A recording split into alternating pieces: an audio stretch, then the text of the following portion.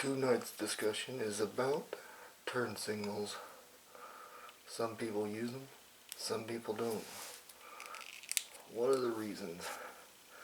Could it be that lights just went out? How often do you usually check your lights? You know, it's all about respect. You wouldn't want somebody stopping and turning in front of you. Maybe it's you're about to miss your road, so you stop real quick, you turn. But you know, what if that was you? Turn signals are the most important thing you can use. It's all about respect. And that's my opinion on the take. Leave some comments, let me know what you think.